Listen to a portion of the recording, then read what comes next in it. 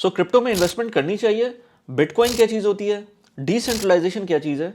Blockchain किस बला का नाम है? क्रिप्टो एक्सचेंजेस क्या चीज़ होते हैं? किस तरह से ऑपरेट करते हैं? क्रिप्टो एक्सचेंजेस में अगर आप पैसे रखते हैं तो आपके दिमाग में क्या क्या चीज़ें होनी चाहिए जो आपको सेफ गार्ड कर सकें? क्रिप्टो में पॉन्जी स्कीम्स को कैसे आइडेंटिफाई कर सकते हैं? पॉन्जी स्कीम्स इन जनरल होती क्या हैं? ट्रेंड्स क्या कहते हैं क्रिप्टो और एनएफटीज के बारे में? इनफैक्ट गूगल ट्रेंड्स क्या कहते हैं क्रिप्टो और एनएफटीज के बारे में? आज हम इन सारे टॉपिक्स के ऊपर बात करेंगे। वंस अगेन आज मैंने यासीन निज़ामी के साथ बात की, पॉडकास्ट रिकॉर्ड की। मैंने कहा आपसे ये शेयर करूं, ये सारे टॉपिक्स आपके साथ शेयर करूं। यासीन निज़ामी को अगर आप नहीं जानते तो बेसिकली यासीन निज़ामी मेरे बहुत पुराने फ्रेंड हैं। आजकल वो कनाडा में होते हैं, सिस्को में जॉब करते हैं, लेकिन बाय पैशन मैक्रो इकोनॉमी को बहुत अच्छी तरह से स्टडी करते हैं। इसलिए मैं उनसे बहुत सारी चीज़ें उनसे भी सीखता हूं और मैं चाहता हूं कि आप लोग भी सीखें। हमारी कन्वर्सेशन है, आई होप कि वो आपको पसंद आए। इस वीडियो को लाइक कर दें, इस चैनल को सब्सक्राइब कर दें। इस चैनल के ऊपर हम बात करते हैं पर्सनल फाइनेंस की और प्रोडक्टिविटी की, और मैं यासीन के साथ जब बात करता हूं तो मैक्रो इकोनॉमी की भी बात करता हूं। Let's go to the conversation now. Okay, दोबारा यासीन हमारे साथ हैं and we are going to discuss a very important topic जो कि मैं भी बहुत ज़्यादा इसके अंदर स्टडी करता रहता हूँ कि ये एक्चुअल में है क्या। ये मिस्ट्री मुझे समझ में नहीं आई आज तक, तो यासीन से बोलेंगे कि थोड़ा सा डेल्व इन करे इसके अंदर और बताए कि क्रिप्टो करेंसी इन जनरल है क्या, इसकी ज़रूरत क्यों पड़ी हमको। और स्टार्ट करते हैं हम बेसिकली बिटकॉइन के राइज से, क्योंकि हम इन्वेस्टमेंट के पॉइंट ऑफ व्यू से बात करेंगे। तो बिटकॉइन है क्या और इतना ज़्यादा उसमें हाइप कैसे क्रिएट हुई है? Start from the basic Yasin. Thank you Wali, बहुत अच्छा क्वेश्चन है। और आई थिंक ये टॉपिक बहुत इंपॉर्टेंट और रेलिवेंट है सब उन इन्वेस्टर्स के लिए जो क्रिप्टो हाइप के अंदर रिसेंटली इन्वॉल्व हुए थे, और काफ़ी लोगों ने कुछ पैसे बनाए भी और काफ़ी लोगों ने कुछ पैसे अपने गंवाए भी। तो उन बेसिस के ऊपर हम बात करेंगे। तो मैं आपको थोड़ा सा हिस्ट्री की तरफ लेके जाऊंगा अगेन, क्योंकि मैं हिस्ट्री को अक्सर कोशिश करता हूँ पढ़ने की। तो जो बिटकॉइन का जो इन्वेंशन हुआ था ना, उसके पीछे बड़ी वजूहत थी फाइनेंशियल क्राइसिस की। तो आपको याद होगा 2008 में जब ग्लोबल फाइनेंशियल क्राइसिस आया था। अक्सर लोग इसको हाउसिंग क्राइसिस के नाम से जानते हैं यूएस के अंदर, लेकिन अल्टीमेटली वो बैंकिंग क्राइसिस था कि जितने भी बड़े बड़े यूएस बैंक्स थे वो बैंकरप्ट हो गए थे, और फिर उनको यूएस गवर्नमेंट ने बेल आउट किया था टैक्स पे की मनी की वजह से। तो वो एक डार्क चैप्टर समझा जाता है फाइनेंशियल हिस्ट्री के अंदर कि बैंक्स ने अपने आप को लेवरेज किया एक्स्ट्रॉर्डनरी हाई रिस्क इन्वेस्टमेंट्स करके, और जब वो ब्लो अप हुआ तो उसके बाद गवर्नमेंट ने टैक्स पे की मनी से उस सिस्टम को बेल आउट किया। Bail out. और जो कॉमन बंदे थे जिन्होंने अपना पैसा गंवाया हाउसिंग के अंदर, उनको कोई बेल आउट नहीं मिला, वो बेचारे अपने नुकसान को लेके बैठे रहे। तो जो बड़े बड़े बैंक्स थे जिन्होंने इसमें बिलियंस कमाए और रिस्की एसेट की तरफ गए, उनको बेल आउट होकर उनका सारा पैसा मिल भी गया। तो इस पूरे सिनेरियो को देखते हुए जो इन्वेंटर था, सतोशी सतोशी नाकामोटो उसका नाम है। अब पता नहीं वो बंदा है, बंदी है, या एक से ज्यादा लोग हैं, ये नहीं पता। लेकिन उसका नाम कोट किया गया था हिस्ट्री के अंदर कि उसने, या है भी कि नहीं है, मैंने सुना है कि वो भी एक एक हाँ, एक वो भी हो सकता है कि ये इल्यूजन एक उसको मिस्ट्री क्रिएट है किया हो। कि वो हाँ। बंदा कौन है। हम्म। लेकिन उसका नाम कोट किया था कि ही और she was the inventor of bitcoin. तो उसने अपने एक सिस्टम बना के एक थीसिस पेश किया था, और उसके बाद डेवलपर्स ने उसको आगे कंटिन्यू किया। जब उसने बिटकॉइन का थीसिस पेश किया, उसने ये वजह पेश की थी कि जो सिस्टम करंट फाइनेंशियल सिस्टम है, ये काफ़ी अनफेवरेबल है हम जैसे लोगों के लिए, जो कॉमन लोग हैं, जो एवरेज इन्वेस्टर है, जो एवरेज कंज्यूमर है। क्योंकि सारा एडवांटेज जो है इन बड़े बड़े बैंक्स को मिलता है जो कि हाई बेट्स इन्वेस्टमेंट करते हैं। और इस अनएथिकल सिस्टम को चैलेंज करने के लिए उसने ये बिटकॉइन या क्रिप्टो करेंसी का कॉन्सेप्ट लेके आया था। बेसिकली हम्म। कॉन्सेप्ट ये है कि ये एक डिसेंट्रलाइज्ड नेटवर्क है जिसको कोई मैनेज नहीं करता, इसमें कोई सेंट्रल अथॉरिटी नहीं है। जिस तरह अगर आप फियाट सिस्टम को देखते हैं, उसमें एक सेंट्रल बैंक होता है जो करेंसी इशू करता है, उसके कंट्रोल में हर चीज़ होती है। इंटरेस्ट रेट कैसे बढ़ाना है, कम करना है, मनी की जो सप्लाई है सर्कुलेशन के अंदर, वो कैसे कम ज़्यादा करनी है, तो सारा कुछ कंट्रोल होता है under one central authority. In blockchain cryptocurrency, nothing is under control, everything is controlled by the distributed network। ठीक है, जो नोड्स हैं उनकी बेस के ऊपर, और जो individual peer to peer transaction है वो किसी भी सेंट्रल अथॉरिटी के नीचे नहीं होती। तो उसने एक एवोल्यूशन दिया कि भाई एक पैरेलल सिस्टम भी है जिसमें आप peer to peer permissionless transaction कर सकते हैं। आपको किसी की इजाज़त लेने की ज़रूरत नहीं है। अगर मुझे वली को कोई ट्रांजेक्शन करनी है, हम दोनों आपस में डायरेक्टली कर सकते हैं without involving any third party like payment processing system और क्रेडिट कार्ड कंपनीज। हम किसी को भी इन्वॉल्व नहीं करेंगे, हम डायरेक्टली ट्रांजेक्शन कर लेंगे। तो एट अ हाई लेवल ये एक ब्लॉकचेन क्रिप्टो करेंसी के कॉन्सेप्ट है जो उसने दिया था। और फिर 2008 के बाद से उस प्रोजेक्ट को इतनी हाइप और टेंशन तो नहीं मिली, लेकिन अल्टीमेटली 2017 के बाद से उसने इन्वेस्टर्स का कैपिटल अट्रैक्ट करना शुरू किया। और 2017 से हमने देखा कि जैसे-जैसे बिटकॉइन की प्राइस ऊपर जाने लगी, हमने देखा कि एक मैग्नीट्यूड ऑफ ऑल्ट कॉइन्स भी सामने आए, जो ऑफ कोर्स उस राइड का हिस्सा लेने की कोशिश कर रहे थे, जिसमें काफ़ी सारे फ्रॉडुलेंट कॉइन्स भी आए थे, कुछ अच्छा, मीम ऑल्ट कॉइन्स कॉइन्स भी का आए। मतलब यहाँ पर ये है कि जो सबसे पहला बेसिकली क्रिप्टो करेंसी का जो बेसिक कॉइन था या करेंसी थी वो बिटकॉइन को ही कहा जाता है। आई थिंक बिल्कुल, पहली बिटकॉइन वाज़ द करेंसी वही पायनियर। थी। ओके हुँ, और हुँ, ऑल्ट कॉइन्स उसका मतलब अल्टरनेट कॉइन्स हैं जो कि उसके बाद और ऑफशूट्स हैं उसकी या मल्टीपल और दूसरे प्रोजेक्ट्स हैं जो बिल्कुल। क्रिप्टो बिल्कुल। करेंसी के प्रोजेक्ट्स हैं, बेसिकली राइट। बिटकॉइन जो है वो ब्लॉकचेन प्रिंसिपल के ऊपर बना हुआ है ना, ठीक है? ब्लॉकचेन तो एक टेक्नोलॉजी है, ठीक है? इस तरह आपने एक पब्लिक पब्लिक लेजर के इकोसिस्टम के अंदर आपने एक नेटवर्क क्रिएट करना है, जिसमें नोड्स जो हैं वो एक-दूसरे से डायरेक्ट ट्रांज़ैक्शन करेंगे और एवरी ट्रांज़ैक्शन जो है वो ऑडिटेबल होगी, यानी कि एक पब्लिक लेजर है, दुनिया में कोई भी उस लेजर को देख सकता है और वेरीफ़ाई कर सकता है कि वो ट्रांज़ैक्शन हुई है कि नहीं। तो उसमें फ्रॉडुलेंट ट्रांज़ैक्शन का होना बहुत हद तक मुश्किल है। तो ये एक ब्लॉकचेन का प्रिंसिपल है। अब उस प्रिंसिपल के ऊपर मल्टीपल करेंसीज़ बनी हैं। तो बिटकॉइन वाज़ द पायनियर और उसके बाद जितने भी दूसरी करेंसीज़ आई जैसे इथेरियम है या लाइटकॉइन है या उसके बाद जो मल्टीपल हंड्रेड्स ऑफ करेंसीज़ बाद में हमने देखी लास्ट 2 ईयर्स के अंदर, वो सब इसी प्रिंसिपल के बेस पे आई थी। लेकिन इन दोनों में काफ़ी फ़र्क है, हम उस पे भी बात करेंगे। ओके। तो अच्छा बिटकॉइन के बाद जो बाकी जितनी भी करेंसीज़ आई हैं वो हम उसको ये क्यों नहीं कह सकते कि लेट्स से अच्छा पहली बात ये कि बिटकॉइन के अंदर जो ये लोग हमेशा कहते हैं कि वो लेजर है और उसको हम वेरीफ़ाई कर सकते हैं। तो इसका क्या मतलब है कि लेट्स से मेरे पास अगर 1 बिटकॉइन है तो मुझे कोई भी दुनिया की लेट्स से अथॉरिटी जाके देख सकती है कि मेरे पास वो बिटकॉइन है या मैंने उसके अंदर कोई ट्रांज़ैक्शन की है तो कोई क्योंकि कोई भी देख सकता है तो कोई अथॉरिटी भी देख सकती होगी फिर? तो फिर वो हाँ, उसमें सिक्योरिटी इसमें का एस्पेक्ट कैसे है? अच्छा क्वेश्चन किया आपने। इसमें बेसिकली होता ये है कि इंडिविजुअल आइडेंटिटी जो होती है वो एनोनिमस होती है। यानी कि आप ये नहीं दे सकते कि वली ने यासीन को ट्रांज़ैक्शन की है, नहीं की है। अच्छा। हम दोनों की एक न्यूमेरिक आइडेंटिटी होगी जिसमें ट्रांज़ैक्शन को वेरीफ़ाई किया जा सकता है।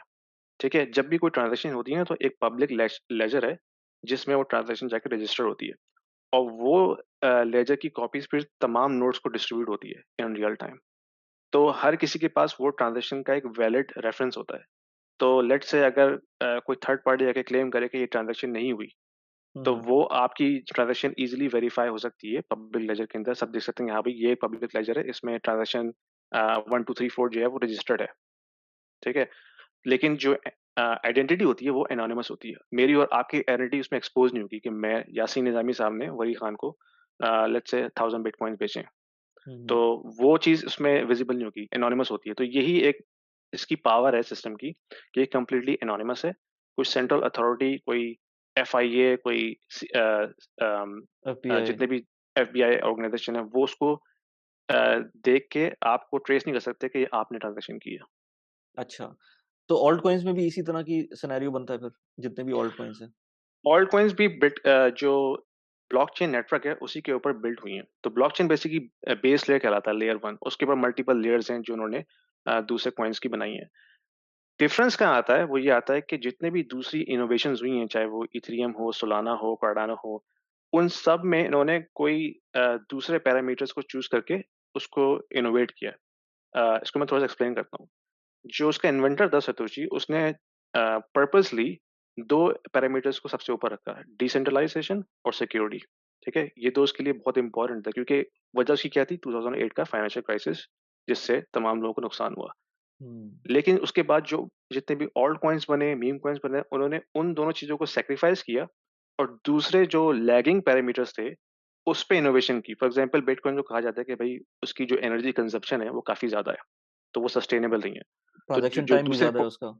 ट्रांज़ैक्शन टाइम ज़्यादा है, ब्लॉक साइज़ उसका छोटा है जिसकी वजह से ज़्यादा से ज़्यादा ट्रांज़ैक्शन एक एक ब्लॉक में नहीं हो पाती। तो हुँ। जो जितने भी इनोवेटिव दूसरे प्रोजेक्ट्स आए, उन्होंने क्या किया कि उन्होंने उन एरियाज़ को इनोवेट किया। लेकिन at a cost of removing decentralization at a cost of removing security. तो ओके। ये एक ट्रेड ऑफ है। यानी कि जितने भी दूसरे प्रोजेक्ट्स आए, उन्होंने कहा ठीक है हम डिसेंट्रलाइज़ेशन को थोड़ा ट्रेड ऑफ कर लेते हैं, लेकिन उसके अगेंस्ट हम इसकी स्पीड बढ़ा देंगे या हम उसका जो ब्लॉक साइज़ है वो इंक्रीज़ कर देंगे या उसकी एनर्जी कंज़म्पशन है वो उसको हम कम कर देंगे। तो इनोवेशन हुई है, but at a cost of losing your decentralization aspect or losing your security or your anonymity. यानी कि अगर आपकी आइडेंटिटी एनोनिमस नहीं रह रही लेकिन आपकी स्पीड बढ़ रही है, what benefit it's gonna give you. तो हम्म। ये एक काफी हेल्दी डिबेट इस वक्त क्रिप्टो इंडस्ट्री में होती है कि भाई bitcoin is the only asset जो ट्रू डिसेंट्रलाइजेशन की बात करता है, जो ट्रू सिक्योरिटी प्रोवाइड करता है। हाँ, उसके उसकी जो स्पीड है वो कम है, उसकी एनर्जी कंजप्शन जो है वो ज्यादा है, लेकिन जो ट्रू बिटकॉइन होल्डर्स हैं वो कहते हैं कि हमने इसको एज अ फ्रीडम के तौर पे यूज करना है, अपनी डे टू डे ट्रांजेक्शन के लिए नहीं। फ्रीडम का मतलब क्या है? आपको याद होगा कि कनाडा में 2000 बल्कि इसी साल के शुरू में ट्रकर का प्रोटेस्ट हुआ था। तो वो किस लिए हुआ था? वो ट्रकर्स का, हाँ बिल्कुल बिल्कुल। हाँ, तो जो जितने भी लार्ज जो ट्रकर्स होते हैं जो गुड्स को ट्रांसपोर्ट करते हैं from one country to another, Canada से यूएस की काफी इसमें ट्रेड होती है। आई तो थिंक कोविड की वजह से हुआ था वो, कोविड। एग्जैक्टली ट्रूडो ने ये किया था कि उसने पूरे कैनेडियन वर्कफोर्स के ऊपर वैक्सीनेशन को मैंडेटरी कर दिया था कि अगर आप किसी भी जॉब में हैं आपने वैक्सीनेशन करनी है, वरना आपको जॉब की इजाज़त नहीं मिलेगी।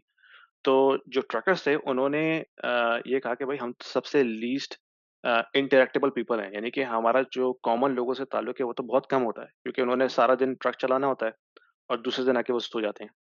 तो उस हम्म। पे उन्होंने प्रोटेस्ट शुरू किया कंट्री वाइड, और जो ऑटवा उनका जो कैपिटल सिटी है वो उन्होंने ऑलमोस्ट ब्लॉक कर दिया था, अपने बड़े बड़े ट्रक्स लाके खड़े कर दिए थे और उन्होंने हिलने को मना कर दिया था जब तक उनकी डिमांड्स पूरी ना हो। तो गवर्नमेंट ने, कैनेडियन गवर्नमेंट ने, बजाय कि उनके उनसे वो निगोशिएट करते, ऑफ कोर्स उसमें कुछ वायलेंट इफेक्ट्स भी थे, क्योंकि कुछ लोगों ने उसमें यानी कि रेसिज्म एलिमेंट भी लिए थे उसमें। ट्रम्प भी इन्वॉल्व हो गया था, ट्रम्प ने कुछ लोगों को सपोर्ट किया था उसके अंदर। लेकिन एनी हाउ गवर्नमेंट का काम होता है कि आप उन लोगों से बैठ के बात करें, नेगोशिएट करें, लेकिन उन्होंने उसके अगेंस्ट क्या किया कि क्योंकि कुछ काफ़ी सारी जो हैं वो क्राउड फंडिंग वेबसाइट्स खुल गई थी, लोगों ने उसको डोनेट करना शुरू कर दिया था। तो ट्रूडो साहब ने जो है वो इमरजेंसी एक्ट पास किया अपनी उसमें पार्लियामेंट में, और उन्होंने राइट्स दिए बैंक्स को कि भाई सारी ट्रांजैक्शन को आपने मॉनिटर करना है, और जो कोई भी पकड़ा गया उस कैंपेन को डोनेट करते हुए, उसका बैंक अकाउंट फ्रीज कर देना है। ओ, ओके। तो जितने भी बेचारे आम से लोग, यानी कि एक खबर आई थी कि एक सिंगल मॉम थी, उसने $30 जो हैं वो डोनेट किए इस कॉज के पीछे। हम्म। उसका कोई ताल्लुक नहीं था प्रोटेस्ट है, वो वहाँ मौजूद भी नहीं थी। तो बैंक ने उसकी ट्रांज़ैक्शन को ट्रैक करके उसका बैंक अकाउंट फ्रीज़ कर दिया। अब उसके पास ग्रोसरी खरीदने के पैसे नहीं, उसको ट्रांसपोर्ट पे पे करने के पैसे नहीं, यानी कि इस तरह की सिचुएशन क्रिएट हो गई थी। तो हम्म। कहने का मकसद ये है कि जितना भी फाइनेंशियल सिस्टम हमारे सामने है, ये सारा कुछ काफ़ी हेवीली स्क्रूटिनाइज़्ड और कंट्रोल है। अगर आप गवर्नमेंट के खिलाफ कोई बात करेंगे या ऐसी चीज़ करते हैं जो गवर्नमेंट को पसंद नहीं है, आपको ईज़िली जो है वो सिस्टम से ब्लैक आउट किया जा सकता है। उस टिरनी से बचने के लिए जो बिटकॉइन होल्डर्स हैं वो कहते हैं कि ये हमारी फ्रीडम है। यानी कि कल को अगर गवर्नमेंट हमारे पीछे आती है और हमारे फाइनेंसेस को ब्लॉक कर देती है, तो हमारे पास एक पैरेलल सिस्टम है अपने फाइनेंसेस को मैनेज करने का। तो वो ये कहते हैं कि उस सिस्टम को फुल स्केल करेंसी के तौर पे यूज़ करने की ज़रूरत है ही नहीं, क्योंकि हमने बिटकॉइन को जो है वो ब्रेड खरीदने के लिए यूज़ नहीं करना, या हमने फ्यूल खरीदने के लिए यूज़ नहीं करना। हमने उसको उन केसेस में यूज़ करना है जब हमारे पास कोई फाइनेंशियल फ्रीडम का मसला पड़ जाए, कि नहीं गवर्नमेंट हमारे पीछे आ जाए, हमारे बैंक अकाउंट फ्रीज़ कर दे। या फॉर एग्ज़ाम्पल जब रशिया और यूक्रेन की वॉर शुरू हुई, तो जो लोग यूक्रेन से भागे, वो अपना बैंक अकाउंट लेके थोड़ी जा रहे थे। ये हम्म। अपना गोल्ड लेके थोड़ी जा रहे थे। हम्म। उन्होंने अपने जो एसेट्स थे वो बिटकॉइन में कन्वर्ट किए, और फिर वो भागे हैं यूक्रेन से, ताकि वो उस एसेट्स को बाद में कभी यूज़ कर सकें। तो ये एक डिबेट है क्रिप्टो इंडस्ट्री में कि भई क्या हमें बिटकॉइन को उस स्केल पे लेके आने की ज़रूरत है जिसमें हम उसको एज़ ए कॉमन लेजर के तौर पर डे टू डे ट्रांज़ैक्शन में यूज़ करें, या हम उसको एज़ अ फ्रीडम प्रोटेक्शन के तौर पे यूज़ करें इन फ्यूचर जब कभी हमारे पर गवर्नमेंट का कोई क्रैकडाउन हो फॉर एग्ज़ाम्पल। अच्छा, इसमें 2 चीज़ें मुझे मेरे दिमाग में आ रही हैं। पहली चीज़ ये कि जो रशिया वाली बात थी कि रशिया में लोगों ने उसको लेट्स से यूज़ किया, इवन यूक्रेन में लोगों ने यूज़ किया, जिनके पास था वो। तो उसके अंदर अगेन वो क्रैकडाउन हुआ है एक्सचेंजेस के ऊपर। उसके बारे में बाद हुँ, में हुँ। बात करते हैं। लेकिन पहले हाँ। दोबारा मैं डिसेंट्रलाइज़्ड के ऊपर ही आऊँगा दोबारा से, कि डिसेंट्रलाइज़्ड अगर है, तो अब जैसे कंट्रीज़ लाइक पाकिस्तान या इवन कंट्रीज लाइक यूएई, जहाँ पर फैटिफ का एक डंडा आ जाता है इस तरह के मुल्कों में, कभी भी आ सकता है। तो हम लोग तो बहुत ज़्यादा वल्नरेबल हैं इसके अंदर कि कभी भी आपको जो वेस्टर्न कंट्रीज़ की तो बात वैसे उनकी बात वैसे छोड़ दी जाए, लेकिन अगर वो कंट्रोल करना चाहें, तो कभी भी ये कह सकते हैं कि नहीं यार, आप क्रिप्टो तो आप अडॉप्ट ही नहीं कर सकते। और इनफैक्ट पाकिस्तान में सबसे बड़ा मसला यही रहा है कि वो उन्होंने यही बोला है कि यार इसको टेरर फाइनेंसिंग में यूज़ कर सकते हैं, जब इसके अंदर हुँ, कोई डिसेंट्रलाइज़ेशन नहीं होगी। और क्योंकि जो भी अगेंस्ट बिटकॉइन है, और मैं चाहे अगेंस्ट हूँ या प्रो हूँ, लेकिन मेरी बात यही है कि मैं अगर कोई चीज़ ऐसी चीज़ यूज़ कर रहा हूँ और अपने पैसों को उसमें कन्वर्ट कर रहा हूँ, जो कि गवर्नमेंट उसको रिकॉग्नाइज़ नहीं करती। जैसे मैं जहाँ पर यूएई में रहते हैं हम लोग, यूएई प्रो क्रिप्टो है इस वक़्त। हर तरह से वो फैसिलिटेट कर रहा है क्रिप्टो को। लेकिन कब तक कर सकता है, और अगर लेट्स से वेस्टर्न पावर्स आकर ये बोलती हैं कि नहीं, आपको इसमें कंप्लायंस करनी पड़ेगी और आप नहीं कर सकते, तो उसमें हुँ, डिसेंट्रलाइज़ कहाँ फिर रह जाता है? क्योंकि हाँ, डिसेंट्रलाइज़ेशन जब तक गवर्नमेंट ही उसको क्रैकडाउन करना शुरू कर देती है, फिर तो आप कुछ नहीं कर सकते। जैसे रशिया की बिल्कुल, एग्ज़ाम्पल है, उसमें अगेन हम एक्सचेंजेस पे बाद में बात करेंगे, लेकिन पहले अगेन डिसेंट्रलाइज़ेशन पे इस हाँ, एस्पेक्ट में अगर देखें। बिल्कुल, बहुत अच्छा क्वेश्चन किया। अच्छा, एक बात तो तय है कि जितनी भी अथॉरिटीज़ हैं, जो इस वक़्त फाइनेंशियल सिस्टम को कंट्रोल करती हैं, जिसमें ऑफ़ कोर्स फेडरल रिज़र्व सबका बाप है, वो तो हुँ, किसी सूरत नहीं चाहेंगे कि इसको फुल स्केल पे अडॉप्ट किया जाए, ठीक है? हुँ, वो हमेशा इसके खिलाफ रेगुलेशंस लेके आएँगे, उसको क्रैक डाउन करने की कोशिश करेंगे, उसको डिस्करेज करेंगे कि लोग इसमें अपना पैसा ना डालें। एक फट क्रिएट करेंगे, भाई ये बहुत ही वोलेटाइल किस्म का एसेट है, इसमें पैसा ना डालें।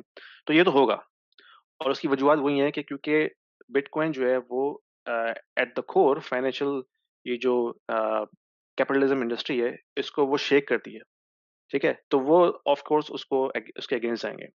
अच्छा, हुँ, इन पैरेलल जितने भी बड़े-बड़े सेंट्रल बैंक्स हैं, वो अपनी एक डिजिटल करेंसी भी लेके आ रहे हैं, जिसको हम कहते हैं सेंट्रल बैंक डिजिटल करेंसी, अक्सर सुना होगा सीबीडीसी के नाम से। हुँ, तो वो एक ऑप्शन भी है जो सेंट्रल बैंक्स जो है वो अपने कंज्यूमर को देना चाह रहा है, कि भई अगर आपने डिजिटल ट्रांज़ैक्शन करनी है, तो ये सेफेस्ट वे है अपने ट्रांज़ैक्शंस को करने का। जो सेंट्रल बैंक डिजिटल करेंसी, ये एक ऑप्शन भी है जो लोगों को सेंट्रल बैंक्स देने की कोशिश कर रहे हैं। चाइना में इसका ट्रायल हो रहा है, यूएस में इसका ट्रायल हो रहा है।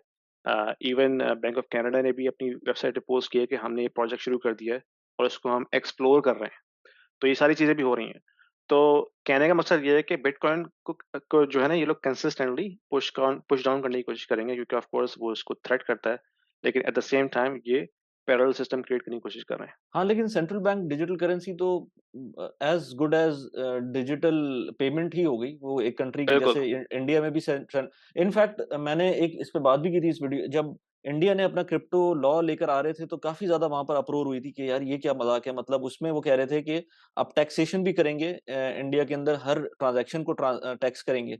तो लोग कह रहे थे कि टैक्सेशन तो एक अलग चीज़ है, लेकिन उसको रिकॉर्ड कौन रखेगा? उसकी तो मिलियंस में ट्रांज़ैक्शंस होती हैं। एक बंदा खुद ही दिन में अगर ट्रेडिंग कर रहा है, तो पता नहीं कितनी ट्रांज़ैक्शंस कर लेता है। तो उसको हुँ, इसका मतलब है, अगर आप टैक्सेशन कर रहे हैं उसपे, तो आप उसके अंदर प्रोबेबली ये चाह रहे हैं कि उसको रिकॉर्ड में लेकर आएँ। वन्स आप इस तरह की चीज़ करना शुरू करेंगे, तो ऑटोमैटिकली आप उसको उसपे एक तरह से आयरन फिस्ट लेकर आना चाह रहे हैं कि अब हम खुद कंट्रोल करेंगे। और गवर्नमेंट कभी भी, अगेन कोई भी गवर्नमेंट हो, चाहे वो पाकिस्तान हुँ, की हो, चाहे वो बाहर यूएस की हो, कहीं की भी हो, वो कभी भी नहीं चाहेगी कि अपना कंट्रोल लूज़ कर सके। चाइना ने भी इसी तरह बिल्कुल, से, इसी वजह से छोड़ा है उसको। बिल्कुल तो वो ऐसे ही होगा। सेंट्रल बैंक की जो डिजिटल करेंसी है, वो तो एक मेरे ख्याल से डिजिटल का नाम पे डिजिटल होगी, अदरवाइज़ तो अभी भी चल ही नहीं, रही है।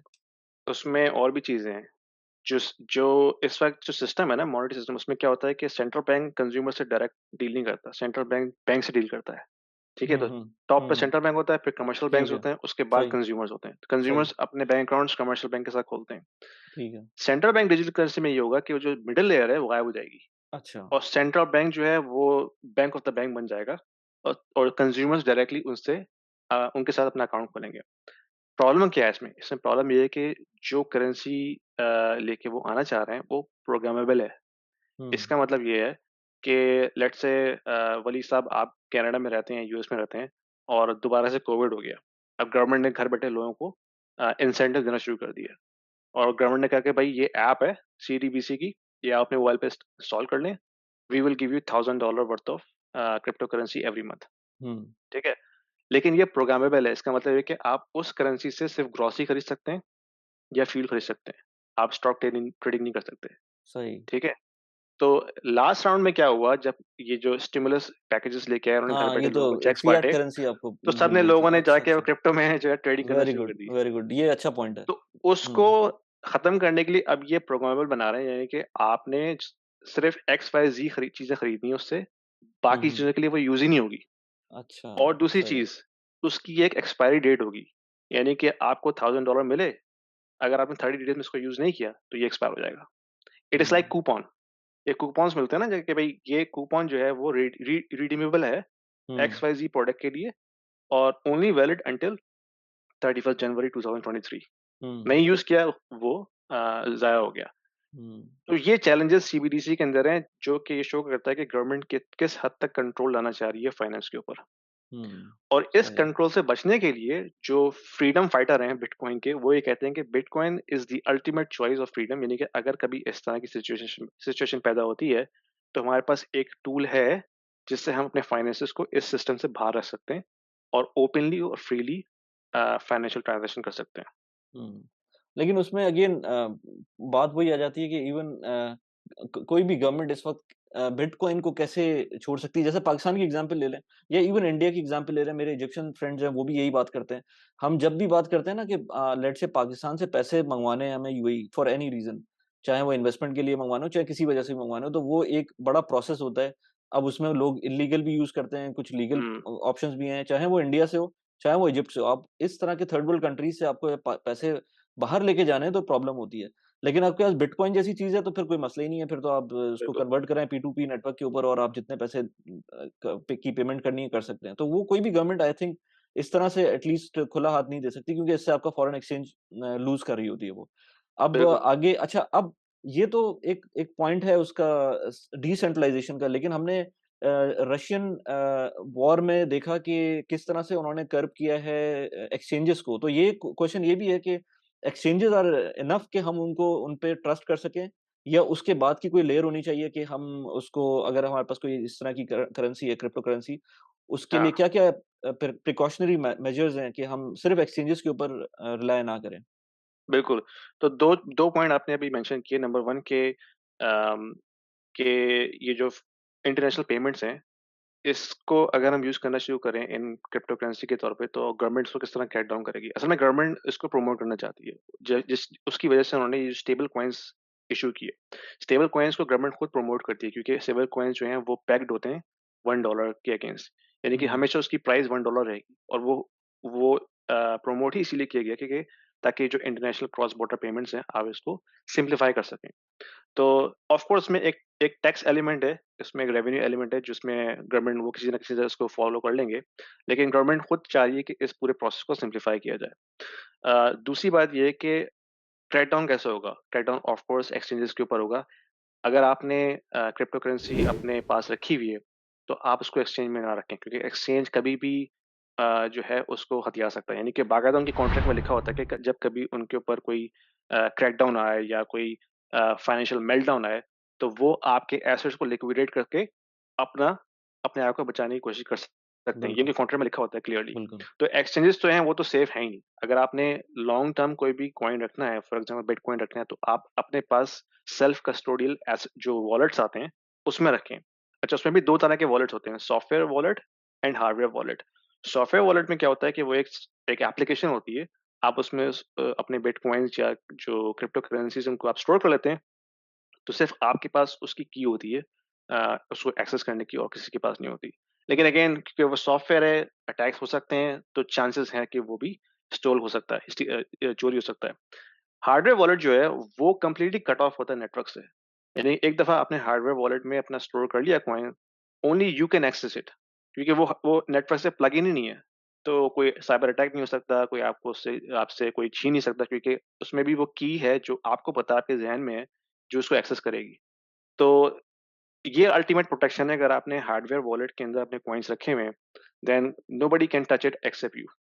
अच्छा, इसके अंदर किस तरह होता है? मतलब लेट्स से मैंने बायनेंस पे अपना एक अकाउंट खोला और उसके अंदर मेरे पास कुछ क्रिप्टो पड़ी हुई है। लेट्स से अच्छा ये hardware wallet by the way ये हर क्रिप्टो को के साथ आई मीन हर करेंसी के साथ ये कंपैटिबल होता है या कोई स्पेसिफिक बिटकॉइन है या स्पेसिफिक कोई और करेंसीज़ है, उनके लिए ये यूज़ होता होगा?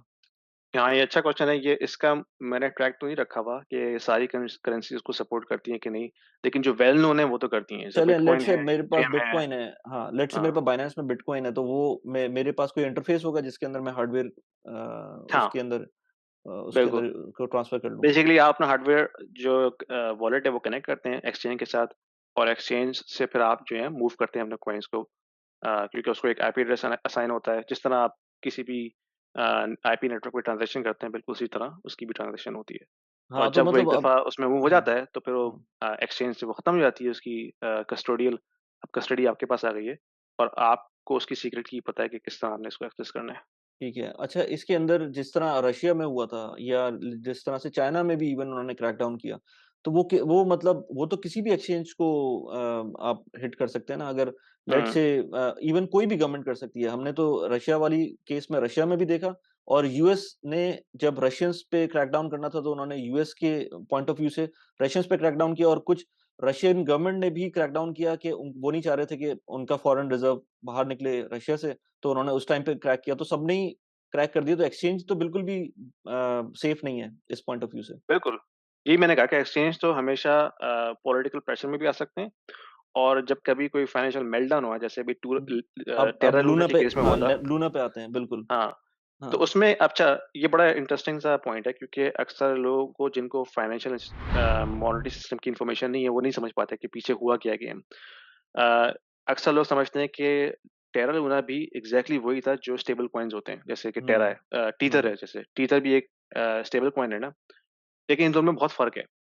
टीथर में क्या होता है कि आपका जो कॉइन है, स्टेबल कॉइन, वो $1 से हमेशा पेग रहेगा और वो ये क्लेम करते हैं कि उन्होंने यूएस डॉलर रिज़र्व रखे हुए हैं अपने पास कि जब कभी भी आपने रिडीम करना है अपना कॉइन, आपको $1 वापस मिल जाएगा।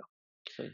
टेरा के केस में क्या हुआ था कि वो स्टैटिक पेग नहीं था, वो था एल्गोरिदमिक पेग, यानी कि जब आप टेरा का कॉइन खरीदते हैं, तो वो अ, आपको जब आपने रिडीम करना है, तो आपको $1 वापस नहीं मिलेगा, आपको लूना टोकन वापस मिलेगा।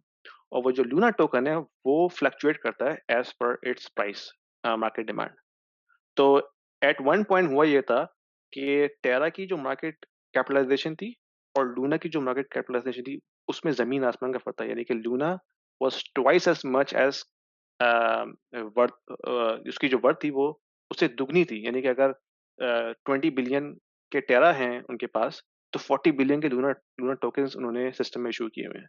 तो यानी कि आर्बिट्राज जो था वो काफ़ी ज़्यादा था। तो ये बुल रन में तो बहुत अच्छी चीज़ है क्योंकि आपको अब देख रहे हैं आपकी जो है वो वर्थ जो है बढ़ती चली जा रही है। लेकिन प्रॉब्लम जब आती है जब ये ट्रेंड डाउनवर्ड रिवर्स होता है। तो उन्होंने ये किया था कि उन्होंने जो एक्यूमुलेट किया था ना यूएस डॉलर, वो उन्होंने फिर आगे इन्वेस्ट किए। उससे उन्होंने बिटकॉइन्स खरीदे, बहुत तादाद में इथेरियम्स खरीदे और दूसरे एसेट्स खरीदे ताकि वो उससे रेवेन्यू जनरेट कर सकें। तो और उन्होंने एक मैकेनिज़्म ऐसे बनाए थे कि जब कभी कोई फाइनेंशियल मेल्टडाउन होता है, यानी कि कोई सेलिंग प्रेशर आता है, तो वो क्या करेंगे, वो एसेट्स को बेच के लोगों को यूएस डॉलर प्रोवाइड करना शुरू कर देंगे। अच्छा, हुँ, प्रॉब्लम कहाँ आती है? ये जितने भी करेंसीज़ हैं ना, ये इनपुट के ऊपर डिपेंड करती हैं, यानी कि अगर आपके पास कैपिटल इनफ्लो आ रहा है तब तो ठीक है, लेकिन अगर कैपिटल इनफ्लो नहीं आ रहा और सिर्फ़ आउटफ्लो हो रहा है, तो उसकी प्राइस जो है ना क्रैश होना शुरू हो जाती है। तो लूना के साथ भी ये हुआ कि जब उनके पास सेलिंग प्रेशर आया, तो एक वक़्त ऐसा आएगा उनके पास रिज़र्व थे ही नहीं। फिर उन्होंने जो कैपिटल रखा हुआ था इन फॉर्म ऑफ बिटकॉइन्स, वो उनको सेल करने पड़े मजबूरन। जब वो उन्होंने सेल किए, उन्होंने हुँ, आई थिंक अ, कोई 1 बिलियन डॉलर वर्थ के बिटकॉइन उन्होंने डंप किए सडनली विदिन अ डे, जिसकी वजह से बिटकॉइन की प्राइस भी नीचे आ गई थी। हुँ, और जितने भी पेग्स होते हैं ना, वो बेसिकली होते ही ब्रेक करने के लिए, क्योंकि जितने भी अटैक्स होते हैं ना, वो पेग्स के ऊपर होते हैं। एक दफ़ा हिस्ट्री में भी ऐसे हुआ था कि 1992 में जब ब्रिटेन ने यूरोपियन यूनियन जॉइन किया था, तो उन्होंने भी अपनी ब्रिटिश पाउंड को आर्टिफिशियली पेग किया था जर्मन मार्क के साथ और उस वक़्त यूके में इन्फ्लेशन काफ़ी हाई थी। तो ये एक रिस्की मूव था कि अगर आपके पास इन्फ्लेशन काफ़ी हाई है और अपनी करेंसी को किसी दूसरी करेंसी से पेग कर रहे हैं फ़ोर्सफुली, तो it can come under attack any time. तो जो स्पेकुलेटर्स थे फॉरेक्स मार्केट में, उन्होंने उसको शॉर्ट किया था ब्रिटिश पाउंड को, जिसकी वजह से वो पेग जो है ब्रेक करना पड़ा उनको। तो यहाँ भी यही हुआ कि जब आप पेग को आर्टिफिशियली मेंटेन करने की कोशिश करते हैं ना और आपके पास पीछे रिजर्व ना हो, तो जो स्पेकुलेटर हैं लेबनान में वो भी तो यही, लेबनान में भी यही हो रहा है। वो उन्होंने भी अपना एग्ज़ैक्टली उधर भी यही रिज़र्व हुआ को था। पैक किया हुआ है। हाँ, इनफैक्ट और जीसीसी जब कंट्रीज़ में सबने पैक किया हुआ है, लेकिन यहाँ पर तो डिफरेंट सिनेरियो, लेकिन लेबनान के अंदर वो उनका इश्यू फाइनेंशियल इश्यूज़ बढ़ गए थे। तो वो वहाँ पर हाँ, बैंक्स के ऊपर जो है ना राइट्स हो गए हैं और इस तरह की चीज़ें वहाँ चल रही हैं। लेबनान में तो ये हो रहा है कि लोग बाकायदा बैंक रॉब कर रहे हैं हाँ, अपनी करेंसी निकालने के लिए। हाँ। क्योंकि उन्होंने जो है ना डॉलर के ऊपर पाबंदी लगा दी, कोई $100 से ज़्यादा एक्सेस नहीं कर सकता अपने अकाउंट से। तो हुँ, बाकायदा लोग अब बैंक रॉब कर रहे हैं और अपने रिज़र्व्स निकाल रहे हैं। तो कहने का हुँ, मकसद ये है कि जब कभी भी आप आर्टिफ़िशियल पैक रखने की कोशिश करते हैं और आपके पास पीछे रिज़र्व ना हो, इट कैन ईज़िली ब्रेक। तो यही हुआ हुँ, कि जब उनके पास सेल ऑफ प्रेशर आया, उनके पास पीछे रिज़र्व नहीं थे, तो वो पैक बरकरार नहीं कर सके। तो पैक ब्रेक हुआ उनके पास, तो फिर उनके उनके जितने भी लूना टोकन्स थे वो सारे सेल ऑफ हो गए। अब तो अ, यानी कि 99% इसकी ड्रॉप हो चुकी है प्राइस। 90 या हुँ। 99% इसके करीब। उसके बाद उसको रिवाइव करने की कोशिश भी की थी, लेकिन उसके बाद वो हो नहीं पाया। वो उन्होंने उसका शायद अल्टरनेट दे रहे थे, लेकिन अभी हाँ, तक वो जितने भी लोग हैं, वो वो फँसे ही में हैं। क्यों नहीं हुआ? क्योंकि वो एक्सपोज़ हो गए ना, क्योंकि उन्होंने उन्होंने देख लिया कि जो उन्होंने मैकेनिज़्म बनाया था, that is very much flawed. और दूसरी हुँ, चीज़, वो जिस बेस की वजह से वो इन्वेस्टर्स को अट्रैक्ट कर रहे थे, ख़ास करके जो रिटेल इन्वेस्टर्स थे, वो किस तरह कर रहे थे? उन्होंने एक एंकर प्रोटोकॉल निकाला था, जिसकी वजह से वो अप टू 20% इंटरेस्ट पे कर रहे थे अ, इसके लूना के ऊपर। यानी कि अगर आपने टेरा में इन्वेस्टमेंट की है, तो आपको जो है 20% इंटरेस्ट पे कर रहे थे वो, और वो कहाँ बिल्कुल, से आ रहा था? वो बेसिकली नए इन्वेस्टर्स का पैसा ही रिटर्न बिल्कुल। करके आपको दे रहे थे। तो वो हुँ, सस्टेनेबल तो था ही नहीं, ठीक है? बिल्कुल। ये पोंज़ी स्कीम भी इसी का ही नाम है। यानी कि आपके हाँ, पास अगर कोई फाउंडेशन ना हो रेवेन्यू जनरेट करे की, और आप नए इन्वेस्टर से पैसा लेके दूसरों को दे रहे हैं, दैट इज़ अ पोंज़ी स्कीम। यानी बिल्कुल। कि वो सिर्फ रिलाय कर रही है नए इन्वेस्टर पे। अगर हाँ। इन्वेस्टर्स आना बंद हो गए हैं, तो वो कोलैप्स हो जाएगी। तो यही हाँ, हुआ। मुझे आज ही कोई पूछ रहा था कि यार हम पाकिस्तान के अंदर कोई उनको जो है वो 8% रिटर्न दे रहा है मंथली।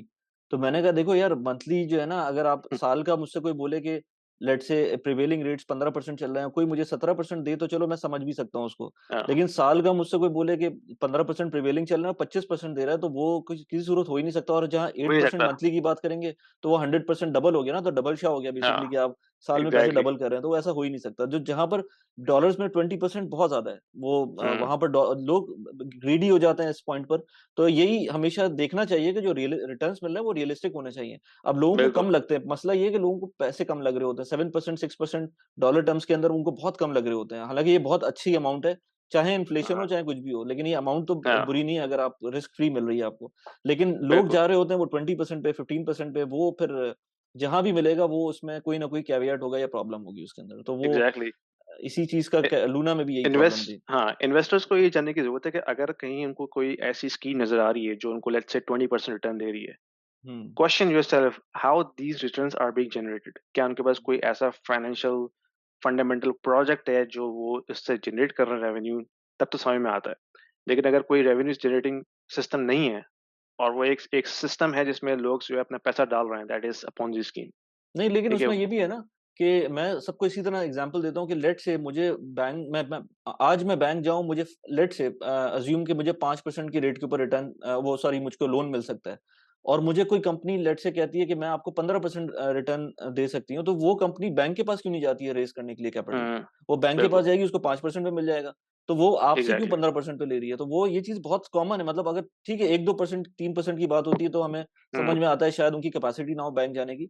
लेकिन बिल्कुल। अदरवाइज़ तो कोई ऐसा वो रीज़न नहीं है कि वो बैंक के पास ना जाएँ। और और यही चीज़ लेबनान ने भी ट्राई की थी। जब उनको फाइनेंशियल रिज़र्व बढ़ाने थे, तो जितने भी एक्सपेट थे लेबनीज़, उन्होंने उनको हाई रिटर्न ऑफ़र किए कि वो अपने-अपने डॉलर अकाउंट्स खोलें लेबनान के अंदर, तो वो उनको 10%, 20%, 30% रिटर्न देना शुरू करेंगे। तो ऑफ़ कोर्स ये सस्टेनेबल नहीं होता। यानी कि हुँ। जब आपकी लोकल गवर्नमेंट में जो इंटरेस्ट रेट है वो इतना लो है, और आप को कोई और एंटिटी जो है वो इतना हाई रिटर्न दे रही है, तो that means something is wrong. क्योंकि हुँ। वो दोनों चीज़ें मैच नहीं करती ना। बिल्कुल। अच्छा अब सबसे इम्पोर्टेंट क्वेश्चन जो लोग परेशान होंगे कि यार अब किया जाए? मतलब इसके अंदर इन्वेस्टमेंट की करनी चाहिए क्रिप्टो करेंसी के अंदर और अगर करनी चाहिए, तो किस कॉइन में करनी चाहिए और कितनी करनी चाहिए और क्या सिनेरियो बनता है? एक पर्सनल लेवल के ऊपर अगर बात करें तो क्या सिनेरियो बनता है? और वाक़ई करनी चाहिए क्योंकि मैं अभी तक समझ ही नहीं पाया था इसको और मैं हमेशा लोगों को यही बोलता हूँ कि यार अगर आपकी जिस कंट्री में रह रहे हैं उस लॉ ऑफ द लैंड आपने नहीं फॉलो किया हुआ लेट्स से मैं यूएई में रह रहा हूँ, तो यूएई के अंदर तो वो उसको प्रो क्रिप्टो हैं, वो कहते हैं आप इन्वेस्ट करें। हुँ, लेकिन अगर आप पाकिस्तान के अंदर हैं, तो आपको हुँ, वो कर्ब्स हैं उसके ऊपर, आप नहीं कर सकते। हाँ। तो आप क करना क्या चाहिए इसके अंदर? और कौन सा को अगर और करना चाहिए तो कौन-सा कॉइन? बहुत अच्छा क्वेश्चन किया। अच्छा, मैं अगर अपनी पर्सनल ओपिनियन की बात करूँ, ऑफ कोर्स मैं कोई बहुत बड़ा क्रिप्टो एक्सपर्ट नहीं हूँ, लेकिन थोड़ी बहुत मैंने मैक्रो समझी हुई है और मैं मैक्रो को फिर मैं क्रिप्टो से मैच करता हूँ। तो दोनों चीज़ें बहुत एक तरह से डिफरेंट है, लेकिन आपको एक कंप्लीट पिक्चर बताती हैं। ये पिक्चर बता रही है कि भाई 2017 से लेके 2022 तक ये एक साइकिल थी जिसमें बहुत लिक्विडिटी मार्केट में इंजेक्ट की गई थी। ये जो जितने भी बड़े कंट्रीज हैं, वेस्टर्न कंट्रीज, उसके अंदर बेतहाशा फंडिंग जो है अवेलेबल थी। ठीक है, तो जितने भी क्रिप्टो में बुल रन आए हैं वो वीसी फंडेड थे, यानी कि जो वेंचर कैपिटलिस्ट थे उन्होंने पैसा लगाया, फिर रिटेल इन्वेस्टर्स को उन्होंने अट्रैक्ट किया। तो एक एक साइकिल थी जिसमें पैसा बहुत इजीली अवेलेबल था, फंडिंग बहुत इजीली अवेलेबल थी। तो उसने इस पूरी रैली को जो है वो बूम किया। लेकिन प्रॉब्लम कहाँ आती है कि बहुत सारे रिटेल इन्वेस्टर्स इसको समझ नहीं पाए कि इसकी वैल्यू क्या है, हम क्यों इसमें इन्वेस्ट कर रहे हैं। वो सिर्फ हाइप के अंदर हुँ, आके उसमें इन्वेस्टमेंट करना चाह रहे थे, गेट क्विक रिच स्कीम के तौर पे। सही। जो ट्रू वैल्यू आपको इस वक्त दे रहा है ना इन तमाम क्रिप्टो एसेट्स के अंदर, वो है बिटकॉइन, मेरी ओपिनियन में। क्योंकि वो आपको ट्रू डिसेंट्रलाइजेशन देता है और ट्रू एनोनिमिटी देता है। और फिर वो एक सिस्टम ऐसा है जिसको कोई एक सेंट्रल अथॉरिटी जो है वो मैनेज नहीं कर रही। यानी कि कल को अम, अ, सब कुछ बंद हो जाए, बिटकॉइन नेटवर्क फिर भी चलता रहेगा, as long as internet is powered. ठीक है। हुँ, लेकिन जो दूसरे क्रिप्टो के प्रोजेक्ट्स हैं, चाहे वो सोलाना ले लें, चाहे वो आप लूना ले लें, या एवलांच ले लें, उन सब के पीछे एक सेंट्रल अथॉरिटी है जो उसको किसी तरह फोर्सी करती है। यानी कि उनके प्रोजेक्ट्स हैं जिसको वो मैनेज करते हैं, अपग्रेड्स करते हैं, और अक्सर जो है वो कैपिटल फंडेड हैं, यानी कि उन्होंने कैपिटल रेज़ किया, फिर उन्होंने उस प्रोजेक्ट को स्टार्ट किया। तो जब कभी भी इस तरह कैपिटल रेज़ प्रोजेक्ट होते हैं, तो ऑफ कोर्स उसमें उनका वेस्टेड इंटरेस्ट है। वो कुछ प्री माइन्ड कॉइन्स अपने लिए अवॉइड कर लेते हैं, ताकि वो बाद में उसको प्रॉफ़िट करके बेचें। तो जब कभी भी ऐसी प्रोजेक्ट स्टार्ट हों जिसमें एक सेंट्रल अथॉरिटी उसको मैनेज कर रही है, तो दैट्स नॉट ट्रूली डिसेंट्रलाइज़्ड। ठीक है? उसमें उनका स्टेक है, वो उसको मैनेज करेंगे, उसको मैनिपुलेट भी कर सकते हैं, यू डोंट नो। तो किसी भी ऐसे प्रोजेक्ट में इन्वेस्टमेंट ना करें जिसका आपको पता ना हो कि इसके पीछे गेम क्या हो रहा है, खास करके जैसे टेरा लूना में केस हुआ। अक्सर लोगों को बिल्कुल पता ही नहीं था कि ये किस तरह पैक चल रहा है। हाँ, तो लोगों ने अपनी प्रॉपर्टीज़ बेचकर टेरा लूना में इन्वेस्टमेंट की है। वेस्ट के अंदर मैं हुँ, बहुत सारे ऐसे ट्विटर के ऊपर देख रहा था, तो बहुत सारे ऐसे लोग हैं जिन्होंने अपनी प्रॉपर्टीज़, क्योंकि उनको 20% का रिटर्न जो मिल रहा था, वो बड़ा एक फ़ैसिनेट कर रहा था कि भाई ये 20% का हुँ, रिटर्न कहाँ मिलेगा? तो वो लोगों ने अपनी बिल्कुल। प्रॉपर्टीज़ घर-घर बेचकर उन्होंने ये काम किया। ऐसी बहुत सी स्टोरीज़ हैं, और एक और चीज़ ये कि ये पूरी इंडस्ट्री जो है ना वो हाइली डीरेगुलेटेड है अब तक। अब उसमें रेगुलेशंस आ रही हैं, लेकिन वो काफ़ी हद तक डीरेगुलेटेड है, तो अगर किसी ने पैसा अपना गँवाया भी है तो उसका कुछ नहीं मिल सकता। गवर्नमेंट उसको आपको कुछ भी सपोर्ट नहीं करेगी। तो अच्छा, इसमें एक चीज़ और, मैं हुँ, गूगल ट्रेंड्स एक बहुत अच्छा बैरोमीटर है। अगर किसी चीज़ को भी सर्च करना है ना, तो मैं गूगल ट्रेंड्स पे चला जाता हूँ। गूगल ट्रेंड्स पे मैंने देखा था एनएफटीज़ को, अगर एनएफटीज़ की थोड़ी-सी टच कर लें उसको, तो एनएफटीज़ का भी बहुत बड़ा एक बबल आया था, जो कि लोग पागल हुए हुए थे कि हाँ, वो गोल्ड है, मंकीज़ की बंदर की, तस्वीरें, हाँ, चिंपैंज़ी उसकी खरीद तस्वीरें। रहे हैं। हाँ, अब उसके अंदर हाँ, एक गूगल ट्रेंड अगर देखेंगे ना, तो मैं बल्कि लगाऊँगा भी जब ये इसको मैं एडिट करूँगा, तो उसमें एनएफटीज़ के एक एक अपसर्ज आया था, आई थिंक 2019-20 के अंदर आया था, और उसके बाद दोबारा नीचे आ गया। गूगल ट्रेंड ये शो हाँ, करता है कि लोगों का सेंटिमेंट क्या है, लोग सर्च क्या कर रहे हैं इंटरनेट पर। बिल्कुल। तो एनएफटीज़ का हुँ, एक बहुत बड़ा सर्ज आया था, फिर बिल्कुल नीचे चला गया। इसी तरह बिटकॉइन को मैं देख रहा था, जब-जब बिटकॉइन की प्राइस ऊपर गई है, उस वक़्त उसका ट्रेंड ऊपर जाता है। तो लोग हुँ, बेसिकली सेंटिमेंट ड्रिवन होते हैं बहुत ज़्यादा। जब देखते हैं, बिल्कुल। फोमो होता है लोगों में कि यार हम ये ना हो कि हम मिस आउट कर जाएँ, और उसको इस हुँ, चक्कर में खरीद रहे होते हैं। तो मेरे ख़्याल से जो भी चीज़ें आप अगर उसको समझते हैं कि इट इज़ वर्थ इट, तो आपको खुद अपने लिए लेना चाहिए, और ले भी उस कंडीशन हाँ, में कि आपको पता है यार इसको मैं सस्टेन कर सकता हूँ। ये ना हो कि आप कर्ज़ा लेके कोई चीज़ इन्वेस्ट कर रहे हो इस तरह की चीज़ों में। एग्ज़ैक्टली। यानी कि मैं यही पॉइंट कहने की कोशिश कर रहा था कि आप किसी भी प्रोजेक्ट में इन्वेस्ट करें, तो उसकी आप वैल्यू को जानने की कोशिश करें कि भई इसकी वैल्यू क्या है? क्यों मैं इन्वेस्टमेंट कर रहा हूँ? क्या मैं सिर्फ़ हाइप के तौर पे इन्वेस्टमेंट कर रहा हूँ कि ये ऊपर जाएगी और मैं गेट रिच क्विक रिच वाली स्कीम में आ जाऊँ? तो इसमें तो ये तो प्योर गैम्बलिंग है। अगर आपको हुँ, पता नहीं है कि इसके पीछे फंडामेंटल्स क्या हैं, कि ये क्यों ऊपर जाएगी, अगर जाएगी भी तो, that is gambling in my hmm, opinion. तो ज़्यादातर क्रिप्टो इन्वेस्टर जो रिटेल इन्वेस्टर्स आए थे, वो गैम्बलिंग ही कर रहे थे एक तरह से, क्योंकि एक फोमो था कि भाई ये तो बस ऊपर जाएगा और मैं जल्दी से रातों-रात अमीर हो जाऊँगा, और बहुत से लोग अमीर हुए भी हैं। हुँ, लेकिन इट्स अ गैम्बल। गैम्बल में एक एक बहुत स्मॉल सबसेट ऑफ पीपल होते हैं जो पैसा कमाते हैं, अक्सरियत उसमें लूज़ ही कर रही होती है। हुँ, तो क्रिप्टो की जो हाइप है वो भी इसी तरह से है। तो मेरे नज़दीक अगर जो चीज़ वर्थेबल है वो बिटकॉइन है। और उसकी मैंने आपको वजूह बता दी कि ये कंप्लीटली डिसेंट्रलाइज सोल्यूशन है, इसको कोई हैक नहीं कर सकता क्योंकि 51% हैश चाहिए। अच्छा, हैश क्या चीज़ होती है? हैश बेसिकली कंप्यूटिंग पावर है जो आपको बिटकॉइन माइन करने में खर्च करनी पड़ती है। अगर आप हैश का जो ट्रेंड देखेंगे वो ऊपर ही जा रहा है, यानी कि बिटकॉइन माइनिंग अब मोर डिफिकल्ट होती जा रही है ओवर टाइम, क्योंकि एनर्जी कॉस्ट बढ़ रही है और जो उसको हैश जो कंप्यूटिंग पावर चाहिए वो ज़्यादा से ज़्यादा चाहिए माइन करने के लिए। तो that means it is now becoming more valuable going forward. तो ये जो 19,000 20,000 का इस वक़्त ये जो इसने अपना प्राइस टैग सेट किया हुआ है, ये काफ़ी चीप है उस हवाले से। तो हम्म। गोइंग फॉरवर्ड मुझे लगता है कि इसकी जो कॉस्ट है वो बढ़ेगी, तो प्राइस को भी ऊपर जाना पड़ेगा अकॉर्डिंगली। तो मेरे हाँ। नज़दीक अगर कोई चीज़ इन्वेस्टेबल है क्रिप्टो में, वो अभी बिटकॉइन है लॉन्ग टर्म के लिए वो भी।